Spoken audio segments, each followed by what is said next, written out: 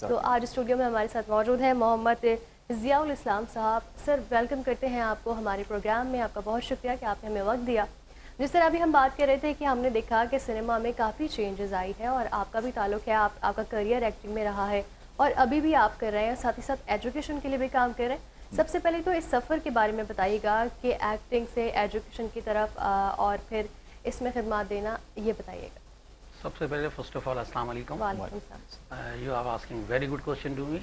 बहुत अच्छा आपने सवाल किया। देखें, शुरू से एक ड्रीम रहा मेरा। When I was childhood period, जब मैं स्कूलिंग का स्टूडेंट हुआ करता था, स्कूल में स्टडी कर रहा था, मेरी सोच होती थी कि आपने ज़्यादा कुछ भी ऐसा करना है कि थोड़ा मल्टीपल हो, एटलीस्ट लोगों आपकी आइडेंटिफिकेशन हो आपके उस काम के साथ।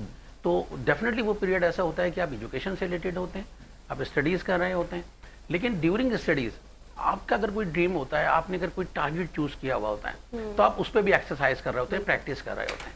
तो मेरे साथ ये रहा कि जो मेरी स्टडीज़ चली, एक तो माशाल्लाह मैं डिफरेंट चैनल से बात भी कह चुका हूँ और अभी मैं रिपीट करूँगा कि अल्लाह का शुक्र था कि मेरी स्टडीज़ बहुत अच्छी स्कूलिंग से हुई। कराची का बड़ा अच्छा स्कूल था जहाँ से मैंने स्टडीज़ की, और डेफिनेटली जो मेरे कोलीग्स थे, क्लास फेलोज़ थे, जो मेरे टीचर्स थे, दे आर वेरी एक्सीलेंट, बहुत अच्छे लोग थे सारे, और आपका थोड़ा सा अपना इंटरेस्ट होता है। तो अल्लाह का शुक्र रहा कि स्टडीज़ बहुत अच्छी रही। उसके बाद ये हुआ कि जब, जैसे आपने बात की एक्टिंग के हवाले से, मैं थोड़ा सा आपको उस तरफ आऊँ कि जब I was in class 9th, तो इस तरह हुआ कि हमारे एनुअल फंक्शंस होते थे, उसमें हमारे बहुत लेजेंड एक्टर होते थे, अल्लाह उन्हें जन्नत से फरमाए, मोइन अख्तर साहब। ठीक है, तो he was a extra ordinary actor और बहुत ही डिसेंट पर्सनैलिटी के मालिक थे। तो वो was my ideal that time, क्योंकि वो आते थे हमारे यहाँ एज ए चीफ गेस्ट तो हमारे स्कूल प्रोग्राम में।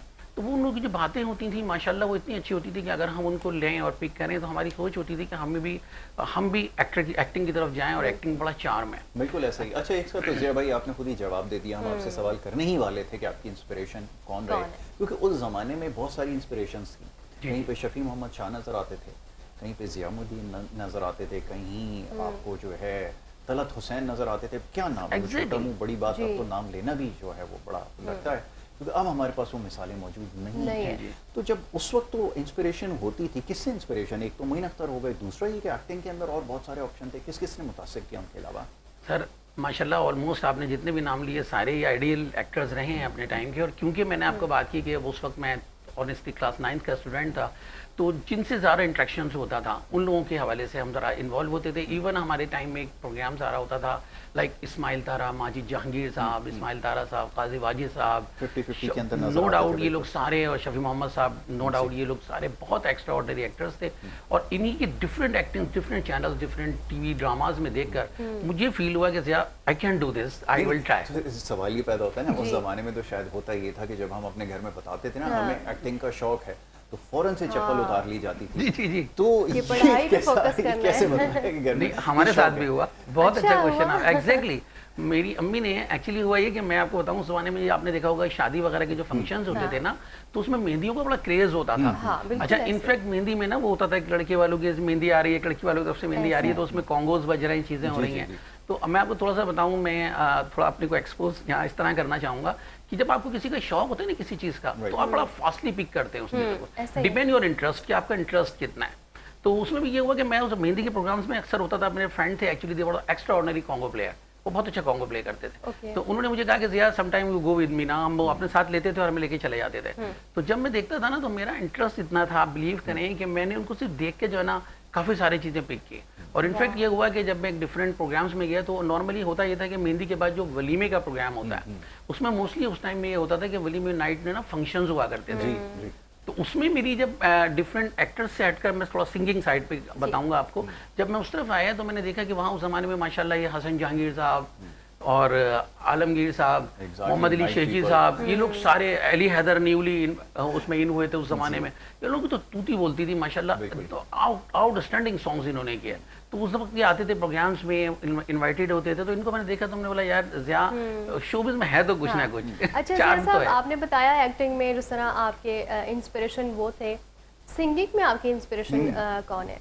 सिंगिंग में अगर आप मुझसे सीरियसली पूछें तो सज्जाद अली। उस जमाने में तो सज्जाद अली आइडियल, बहुत अच्छे सिंगर, और सबसे बड़ी बात मैं बताऊं सज्जाद साहब के बारे में कि मेरी सज्जाद अली भाई के साथ मैंने सॉन्ग भी किया, मैंने परफॉर्म भी किया डाइस के ऊपर, आकर स्टेज पर परफॉर्म किया। ये मैं बहुत बड़ा बन समझता हूँ अपना कि मैंने उन जैसे सिंगर जो मेरे आइडियल रहे उन्होंने मुझे परफॉर्म दिया और मैंने आके सिंगिंग भी की उनके साथ। लेकिन आपको मैं सही बताऊं कि वो माशाल्लाह ना बाय बर्थ सिंगर थे, सिंगर थे कि सिंगर हैं। उसकी रीज़न ये है कि माशाल्लाह उनको मैंने देखा उन्होंने सिंगर्स के सॉन्ग किए।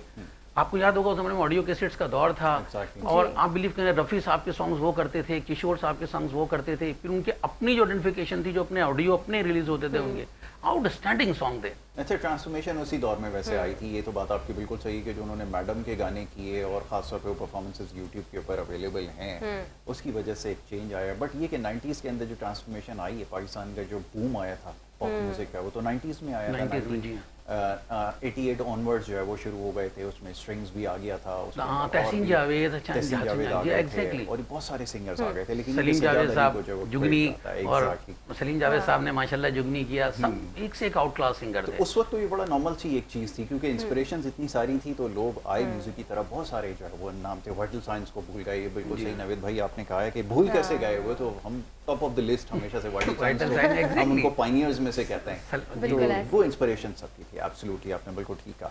अच्छा, अब ये कि ज़ेबा भाई वक्त कम है, अब ये फरमाइए क्या कुछ करने का इरादा रखते हैं? जैसे भी कुछ देर पहले हमारा ने सवाल किया कि चैलेंजेस बहुत सारे हो गए हैं, ट्रांसफॉर्मेशन आ गई है, कंटेंट भी चेंज हो गया है, OTTs आ गए हैं, कुछ नए करने का कोई डायरेक्शन वगैरह का भी ख्याल आया कि डायरेक्शन भी करनी चाहिए, कुछ खुद से प्रोड्यूस करें? नहीं, डायरेक्शन वगैरह का तो रियली कोई ख्याल नहीं आया, लेकिन ये मैं ज़रूर कहूँगा आपके प्लेटफॉर्म से कि देखिए, इंसान के अंदर अगर चार्म होता है ना, या किसी चीज़ को अडॉप्ट करने का शौक होता है, उसको चाहिए कि फर्स्ट ऑफ ऑल अपने आप को प्रूव करें। उसके लिए ये होता है कि जब आप किसी चीज़ को अडॉप्ट करते हैं और उसके ऊपर एक्सरसाइजेस करते हैं और आप अपने आप को समझते हैं कि आप थोड़ा बहुत, देखिए आप फुल टाइम होल लाइफ भी अगर कोई काम करते हैं उसके बाद भी आप एक्सपर्टीज में नहीं जा पाते। कोई nobody can see like including my self कि जी हम I am expert in acting और व्हाटएवर, कोई भी नहीं कह सकता, मैं समझता हूँ शायद। लेकिन क्या होता है कि जब अगर हम कुछ चीज़ें अडॉप्ट करते हैं और हमें लगता है कि हम प्लस पॉइंट्स आज जा रहे हैं और लोग हमें अप्रिशिएट कर रहे हैं, तो मैं आपके प्लेटफॉर्म से ये कहना चाहूँगा कि हमें ये चाहिए कि हमारे जो जूनियर्स हैं, जो हमारी यूथ है, आप बिलीव करें, जैसा आपने कहा, यू आर एब्सोल्युटली राइट कि उस वक्त में और आज में बहुत बड़ा डिफरेंस है। तो हमें उनको एक्चुअली इस तरह गाइड करना चाहिए कि अपने सिलेक्शन सही करें, राइट पे सिलेक्ट करें और उसके ऊपर मेहनत करें। आप बिलीव करें, वो माशाल्लाह बहुत अच्छे मल्टी टैलेंटेड लोग हैं जो हमारे यूथ है, बॉयज़ गर्ल्स बोथ। तो उनको चाहिए चाहे वो डायरेक्शन में जाएं, लाइक एक्टिंग में जाएं, मॉडलिंग साइड पे जाएं। इनफैक्ट थोड़ा सा मैंने बताया, शायद आपने, ये मेरा क्वेश्चन था कि आपका मॉडलिंग से भी ताल्लुक रहा है, तो अब भी आप कर रहे हैं मॉडलिंग या बस अब छोड़ दिया? नहीं, आपके सामने situation in this age I can't do that. इस एज में नहीं, मैं को बताऊं, मैंने मॉडलिंग की 2007-8 के पीरियड में, और एक इंग्लिश मैगजीन आता था टाइम के नाम से, उसके लिए मैंने मॉडलिंग की और मेरा उस ही के साथ हुमायूं सईद साहब के साथ भी अटैचमेंट रहा, तो मैग वगैरह के हवाले से भी जो मैगजीन आते थे उसमें भी मॉडलिंग। ज़िया भाई, thank you so very much. Zia Islam साहब हमारे साथ मौजूद, बड़ी अच्छी गुफ्तगू उन्होंने की है, टैलेंट के हवाले से बात हो रही थी, और भी बहुत सारे हमारे दोस्त हैं, जल्द आप उनको देखेंगे।